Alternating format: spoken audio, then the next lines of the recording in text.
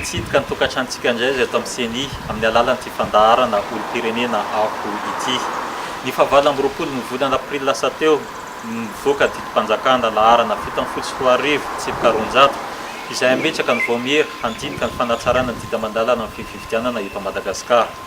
Arak'izany nanatotosa setra ifampidinina CENI niaraka tamin'ireo fiarahamonim-pirenena sy ny mpanao politika ny alarobia 7 ny volana aprily sy ny zoma 1 ny volana aprily lasa teo mba hifidianana ireo solitena avy amin'izy ireo atao anatin'ity voamiera ity. Ary avy hatrany ary ny fandaharana.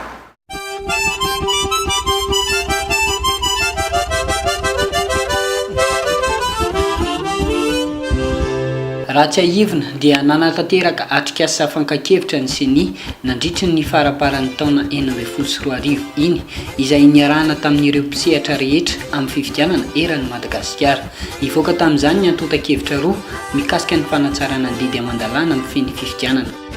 Le document de stratégie izay nivoaka hitantsika iny zany misy hevitra mifanohitra ao anatin'ny document iny satria hevitra brut no azonay zany.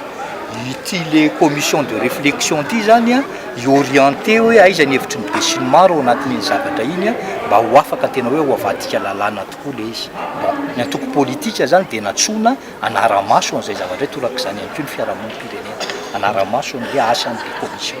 Tena marina membre an'le commission consultative zany zareo de réflexion fa à titre d'observateur zany no mahahoan'ny zareo zany ao anatin'le satria le zange travaux technique le zavatra dia mba hiantohana ny mangarahara le fomba fitantanana an'le izy mba tsy hoe akinafinafina indray no nanaovana an'le zavatra rehetrarehetra dia mba natromaso ny zavatra rehetrarehetra izay nitranga zareo zay le fomba fipetraka an'le izy.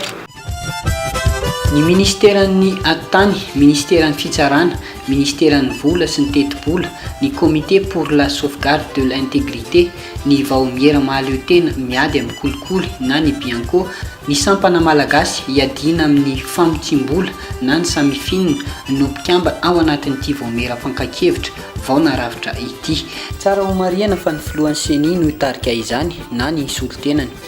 Misy ny fandaminana, misy ihany koa ny fametrahana ataoko hoe ny paikady isiny ny fanaraha-maso ny hevitra aroso avy eto ho any amin'ny gouvernement. Ny lalàna moa dia mipetraka fa ny gouvernement sy ny parlement no manana zosy fahefana ho amin'ny fanovana ny lalàna sy ny didim-panjakana eto Madagasikara.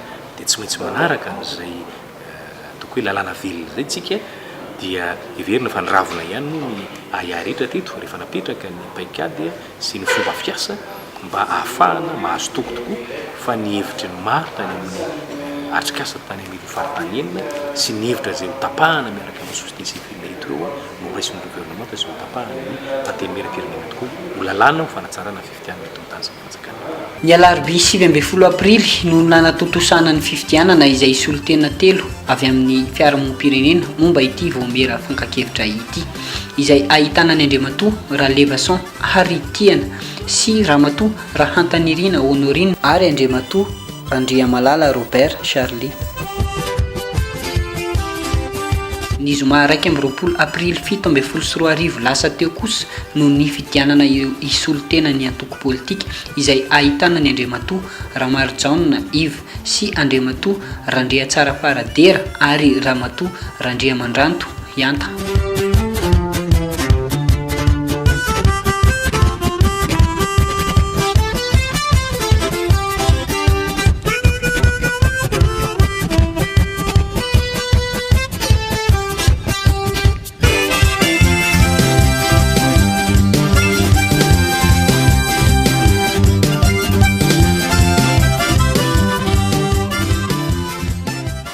Dia izay ihany koa ny mamarana ny fandaharantsika amin'ity androany ity ankasany ianao nanaraka izay hatramin'ny farany.